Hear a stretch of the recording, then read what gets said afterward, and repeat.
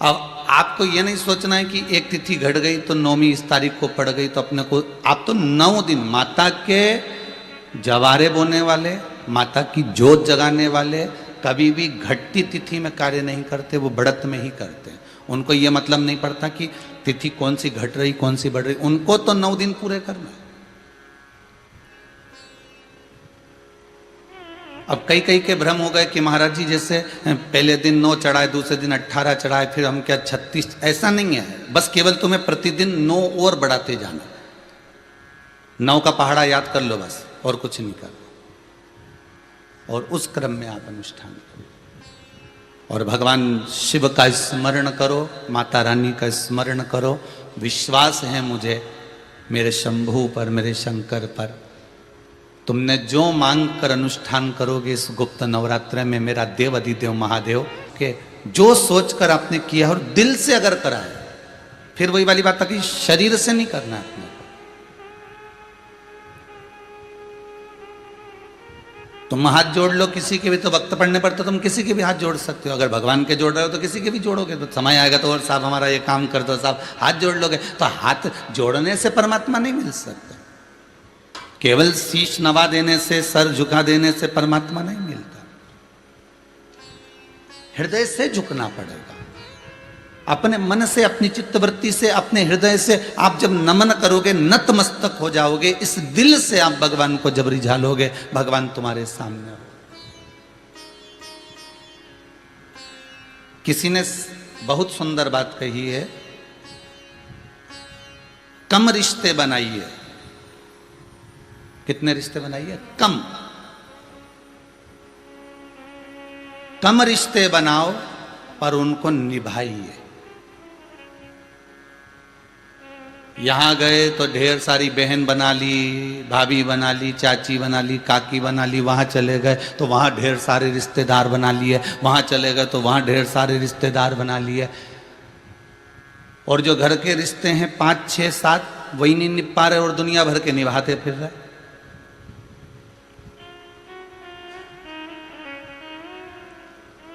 रिश्ते कम बनाओ पर उनको निभाओ ज्यादा। ज्यादा रिश्ते हो जाएंगे तो निभा नहीं पाओगे। उसी तरह हमें परमात्मा को रिझाना है तो एक साधे सब सधे। हमें ढेरों में नहीं जाना, हमें बहुत सारों में नहीं पहुंचना।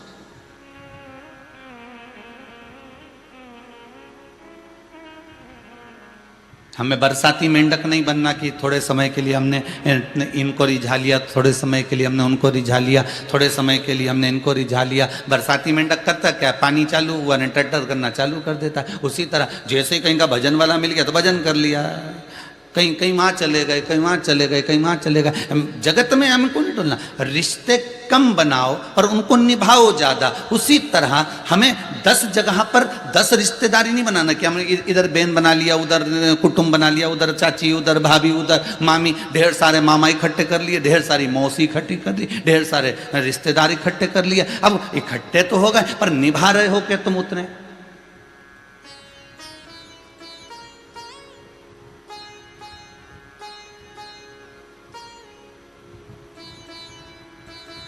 गुरु पूर्णिमा पर कई लोग आते हैं और कहते हैं हमको गुरु बहन भाई बनना है। तो हम उनसे पूछते हैं तुम्हारी बहन नहीं है क्या? और के है? तुम्हारा भाई नहीं है क्या? है, सब है। पर हमने किसी के मुख से सुना था कि गुरु बहन भाई बनना चाहिए। अरे शिव महापुराण की कथा कहती है कि अगर गुरु ने मंत्र दिया है, किसी स्त्री को दिया, किसी पुरुष को दिया, किसी बच्चे को दिया, किसी को भी अगर गुरु ने मंत्र दिया तो वो तो आप मंत्र एक साथ नहीं भी सुनोगे तो भी गुरु बहन भाई कहलाओ, तो भी मंत्र ना भी सुनोगे तो वो आपका है।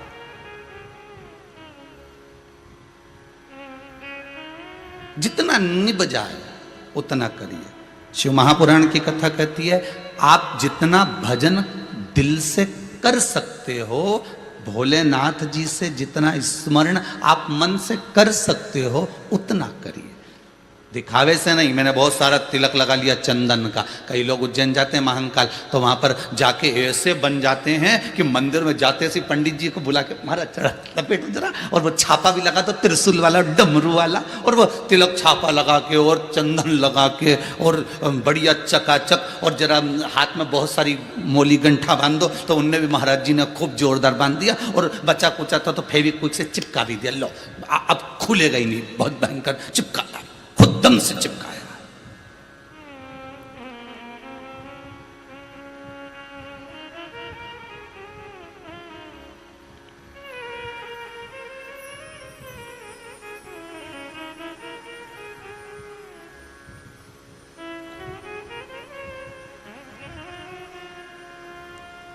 जिस परमात्मा का बंधन हम हाथ में बांधें, जिस परमात्मा का बंधन हम कमर में बांधें, जिस परमात्मा का बंधन हम गले में बांधें, जिस परमात्मा का बंधन हम अपने हृदय स्थल में बांधें, ध्यान रखना, जितने दिन तक आप उस परमात्मा का स्मरण करते रहते हो, जितने दिन तक आप उस परमात्मा से जुड़े रहते हो, जितने दिन तक उस परमात्मा में आपकी चित्त वृत्ति लगी रहती है, बंधन भी उतने दिन तक आपके गले में, हाथ में, कमर में बंधा रहता है। नहीं तो बंधन भी अपने आप खुल खुल कर फेंका जाता है।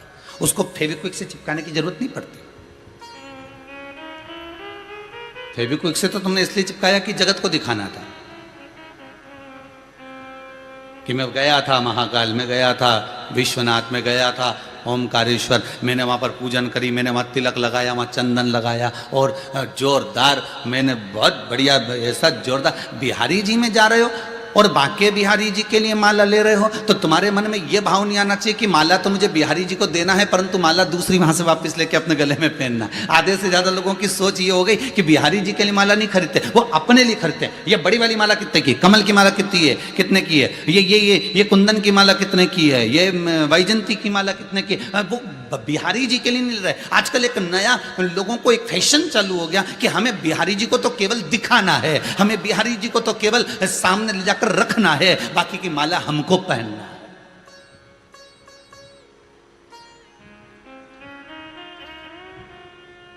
आपका समर्पण वो नहीं रहा।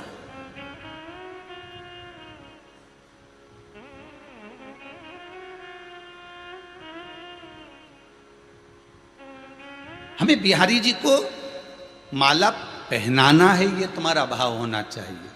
हमें माला समर्पण करना है, ये तुम्हारा भाव होना चाहिए। हमें बिहारी जी से वापस लेकर अपने गले में नहीं पहनना। और पेन भी लोगे तो ईमानदारी की बात बताना, आधा घंटा, 1 घंटा डब्बा मिठाई का लेके माला पहन के तुम तान के सीना चले तो जाओगे, गाड़ी में बैठ भी जाओगे, और वो माला निकाल के बाद में गाड़ी में पटक दोगे, गाड़ी में से निकालोगे कहीं कोने में पटक दोगे, कोने से निकालोगे कहीं ले जाकर फिर पटक दोगे। तो फिर ये दुर्वासा जी का चरित्र भी तो याद रख लो। भगवान विष्णु का दर्शन करने के लिए गए और भगवान विष्णु के गले की माला लेकर आ गए बाबा, और जैसे ही सदगुरुदेव दुर्वासा बाबा माला लेकर आ रहे, माला इंद्र को पसंद आ गई, तो इंद्र ने वो माला ले ली। इंद्र से वो माला ऐरावत ने ले ली। ऐरावत ने वो माला घुमाकर कहीं फेंक दी। वहीं से गुरुदेव निकल कर जा रहे थे और उन्होंने वो माला जमीन पर पड़ी देख ली। शिव महापुराण के इससे पहले चरित्र को अगर आप उठाकर देखेंगे,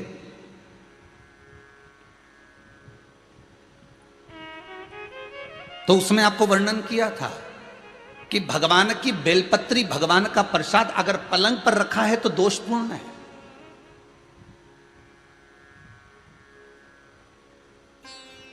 वो दोषपूर्ण है।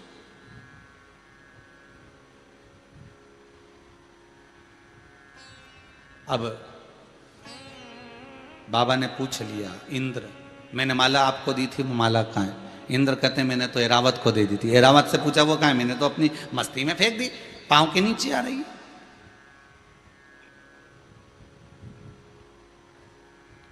मैं तुझे श्राप देता हूं इंद्र, तो तेरी सत्ता के विमुख होगा। जितना तुझे तेरी सत्ता से प्रेम है इंद्र, तुझे अपना सिंहासन प्रिय है, मैं तुझे श्राप देता हूं कि तेरा वो सिंहासन तेरा छूट जाएगा। माला का अंतर देखिए, जिस माला को आप लेकर बड़े खुश होते हो, वो माला अगर सही जगह नहीं जाती, जिस भगवान की बेलपत्री को लेकर आप खुश होते हो, वो बेलपत्री सही जगह नहीं जाती। जिस प्रसाद को लेकर आप खुश होते हो, वो प्रसाद अगर सही जगह नहीं जाता तो उसका फल क्या भोगना पड़ता है वो देखिएगा।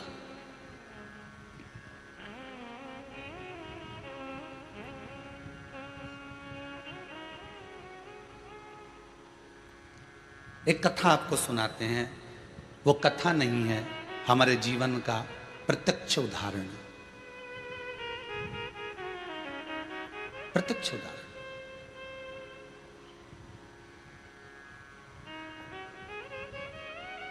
भवानी मंडी में भंवरलाल जी शर्मा रहते हैं, शायद वो कथा सुन रहे होंगे। वो कथा सुन रहे होंगे, ये मुझे विश्वास है। उनका नियम था,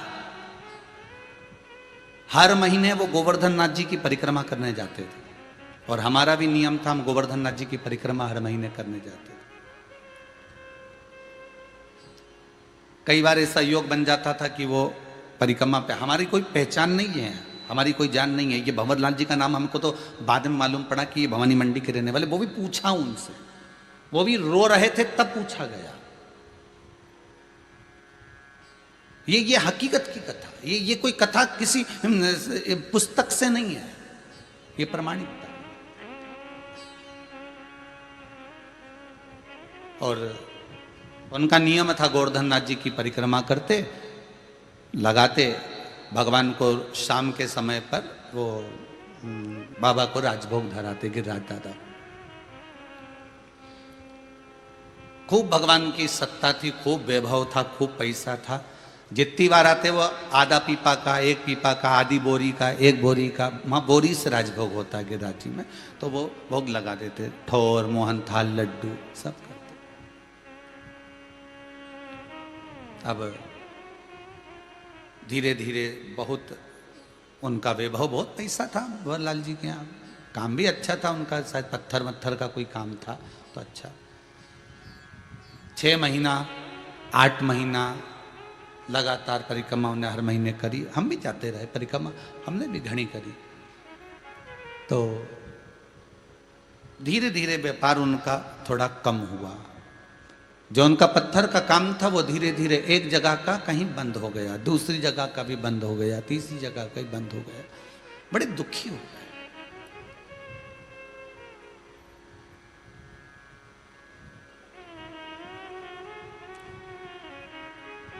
पूंछरी के लोटे के पहले मुकुट शिला आती, उस मुकुट शिला पर हम बैठे हुए थे और ये भैया निकल कर जा रहे थे, और आज ये दोनों पति पत्नी की आंख में आंसू भरे हुए थे परिक्रमा करते करते। अब मुख से निकल गया, भैया आप कौन हो, क्यों रो रहे हो, और वो भी गिरिराज दादा की शरण में रो रहे। जब व्यक्ति भगवान की शरण में रहता है, भोलेनाथ की शरण में रहता है, ठाकुर की शरण में रहता है, मेरे कृष्ण की शरण में रहता है, मेरे गोवर्धन नाथ जी की शरण में रहता है, मेरे राम की शरण में रहता है, तो उसकी आंख में तो आंसू आना ही नहीं चाहिए। फिर आप क्यों रो रहे? अरे महाराज, धोती तो पहने ही थे हम, तो कहा अरे महाराज, बहुत पहले की बात है, लगभग हो गए होंगे 8-10 साल, आज याद आई है तो बता दें। अरे महाराज बड़े दुखी हैं, क्या हो गया? हर महीने आते हैं, बाबा बहुत सुनता था, खूब वैभव था, परंतु अब कुछ बचा नहीं है। अब तो भगवान को हम भोग भी नहीं लगा पा रहा, वो स्थिति। फिर भी हम लगाते तो हैं, थोड़ा बहुत जो बन जाता। हमने कहा कुछ नहीं, गिरिराज बाबा से विनती करो, ऐसी दशा क्यों लाकर छोड़ दी? दुख दिया है आपने तो सुख भी तो आप दोगे। आप विनती करो बाबा से कि ऐसा समय क्यों लाए हो, ये समय आखिर किस लिए आया? महाराज विनती तो हम हर बार आते हैं, हर बार करके जाते हैं। पहले परिवार समेत आते थे, अब तो दोनों आ रहे हैं, ठीक है। हाँ हमने देखा है आपको 2-3 बार, आप 2-4 बार परिक्रमा में दिखे हैं, दूध चढ़ाते, भोग लगाते, पर ये दशा क्यों?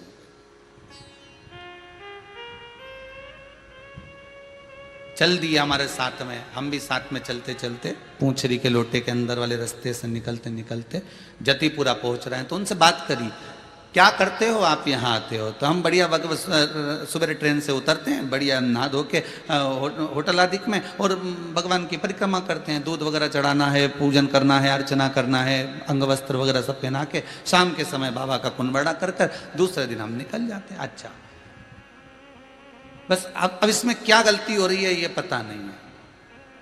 वो गलती कौन सी है?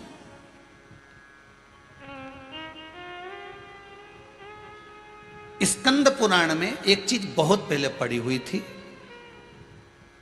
बेलपत्री हो, प्रसाद हो, माला हो, इसका जब अपमान होता है तो व्यक्ति को रोना पड़ता है। यह स्कंद पुराण कहते हैं।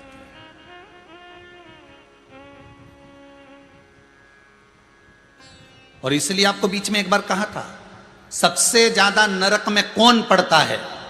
तो शिव महापुराण की कथा कहती है प्रसाद बांटने वाला पड़ता है। तो महाराज जी आप पुराण सुना रहे हो कि क्या कर रहे हो? कई लोगों के मन में प्रश्न खड़ा हो जाता है, आप पुराण सुना रहे हो क्या कर रहे हो?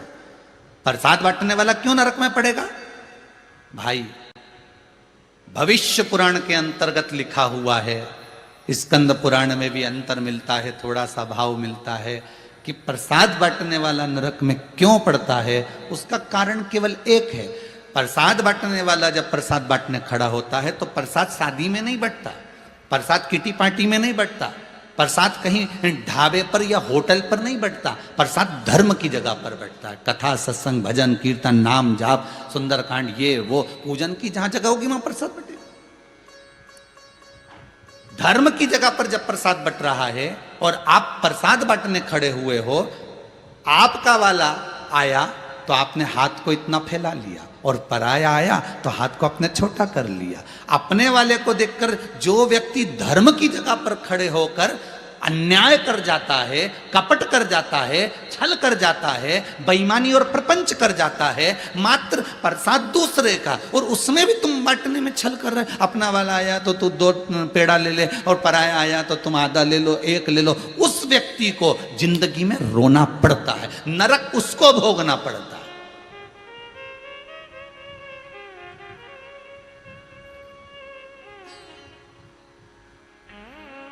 गुरुजन, ब्राह्मण जन, बड़े बड़े संत, महात्मा, सन्यासी कभी प्रसाद नहीं बांटेंगे। आप प्रसाद का पात्र लाएंगे, वो हाथ लगाएंगे, आप ही बांटो, आप ही जाओ, हम काय को जानना रख और स्वर। संत, साधु, सन्यासी, तपस्वी, साधक, उपासक कभी प्रसाद नहीं बांटते। वो तो पात्र लाओगे, हाथ को लगाएंगे और कह देंगे आप लोग बांट लीजिए, आप बांटो आपस में, हम नहीं बांटेंगे।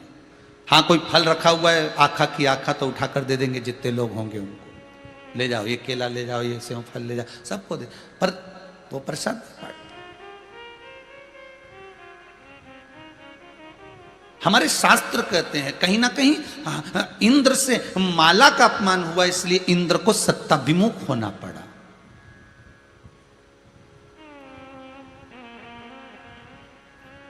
कहीं बेलपत्री का अपमान हो गया तो धन और बेबहू से विमुख होना पड़ा। कहीं तुलसी का अपमान, कहीं चरणामृत का अपमान, कहीं कोई प्रसाद हमें मिला, हमने उसका अपमान। तो हमने बाती बात में उनसे कहा कि हमने कहीं पढ़ा है कि प्रसाद का अपमान यदि होता है या भगवान की जो चढ़ी हुई वस्तु है उसको आपको दिया गया और आपने उसका सम्मान नहीं करा तो आपको थोड़ा तो भोगना पड़ेगा। जब इंद्र अपनी सत्ता छोड़ सकता है, इंद्र की सत्ता पर दूसरा बैठ सकता है, मात्र एक माला के अपमान पर, मात्र एक माला के अपमान पर इंद्र को अपनी सत्ता छोड़ना पड़ती है। तो क्या अपने को नहीं भोगना पड़ेगा? नहीं गुरुजी, हमने तो भगवान को भोग लगाते हैं और भोग लगाने के बाद हम सारा प्रसाद घर ले जाते हैं, हम तो कोई अपमान करते ही नहीं। ठीक है, आप अपमान नहीं करते प्रसाद का? नहीं। घर ले जाके क्या करते हो? हम तो सारे रिश्तेदार को बांट देते हैं। अच्छा, और प्रसाद कितने दिन तक चलता है तुम्हारे घर पर? वो तो डब्बे में रखा रहता है फ्रिज के अंदर। अच्छा, फिर कितने दिन तक रखा? कभी कभी तो 2-3 महीने तक हो जाता। फिर 2 महीने पुराना प्रसाद तुम्हारी बहुएं खाती हैं क्या? तुम्हारा बेटा खाता है क्या? तुम खाते हो क्या? तुम्हारी पत्नी खाती है क्या? नहीं। बाद में क्या होता है उस प्रसाद का? उसको फिर कोई नहीं खाता तो हम, हमारे यहाँ बर्तन मांजने वाली आती है ना, वो झाड़ू वाली आती है, हम उसको दे देते। अच्छा, आज की बर्तन वाली, आज की झाड़ू वाली इतनी होशियार है कि ये सड़ा हुआ कोई, वो तो ये समझ, उसको प्रसाद का भान नहीं है, उसको प्रसाद का ज्ञान नहीं है। वो नहीं जानती कि ये प्रसाद ठोर है, कि ये गिरिराज जी का प्रसाद है, कि ये तिरुपति का प्रसाद है, कि ये भोलेनाथ जी का प्रसाद है, कि ये सत्यनारायण भगवान का प्रसाद है, कि ये कुबेर भंडारी का प्रसाद। उसको नहीं मालूम, उसको तो मतलब है केवल मिठाई से। उसने तो देखा कि इसमें घी की गंध आने लगी, उसने तो देख लिया इसमें घी की गंध आ रही है, तो उसने तो उठाया और ले जाते कहीं पटक गई। उसने तो माला तो इंद्र को दी थी, इंद्र ने एरावत को दी, एरावत ने नीचे पटकी। दुर्वासा बाबा को अगर श्राप देना था तो उस एरावत हाथी को देना था, फिर इंद्र क्यों को लगा? क्योंकि प्रसाद वो लेकर आया था। श्राप उस इंद्र को क्यों लगा? क्योंकि वो लेकर आया था, वो मांग कर लाया था। इसमें एरावत हाथी का दोष नहीं है, इसमें ये काम वाली का दोष नहीं है, इसमें नौकरानी का दोष, सेविका का दोष नहीं है। दोष आपका है। या तो आपको जितना खाना था उतना लेकर जाना था और उतना भोग करना था, आपने कहीं फ्रिज में रख दिया होगा, आखिरी में वो सड़ता रहा, तड़ता रहा। प्रसाद का मतलब आप लोग जानते होंगे, प्रसाद का मतलब होता है प्रभु का साक्षात दर्शन। प्रसाद, प्रभु जिसमें सदा विराजमान है। हम प्रसाद क्यों लेकर आते हैं? कि हम जिस तीर्थ का दर्शन करने गए हैं, परमात्मा हमारे साथ थोड़े दिन के लिए हमारे घर में रहे। परमात्मा हमारे साथ थोड़े दिन में घर में रहे। प्रसाद का मतलब ये है। कभी कभी आप भी अपना स्मरण करना कि आपको दुख क्यों आ रहा है, आपका व्यापार क्यों नहीं चल रहा, आपका काम धंधा क्यों ठप पड़ा हुआ है। दुनिया की दुकान चल रही है, कोने में पड़ी हुई छोटी सी छोटी दुकान चल रही, तुम्हारी दुकान क्यों नहीं चल रही? और पहले तो खूब चलती थी, पहले तो तुम सत्ताधिपति थे, पहले तो तुम्हारी प्रॉपर्टी थी, पहले तो तुम्हारी दौलत थी, पहले तो तुम जहां काम करते थे ढेरों काम कर लेते थे, तुम्हारे पास में इतना धन इतना वैभव था कि चारों तरफ से पैसा आ रहा।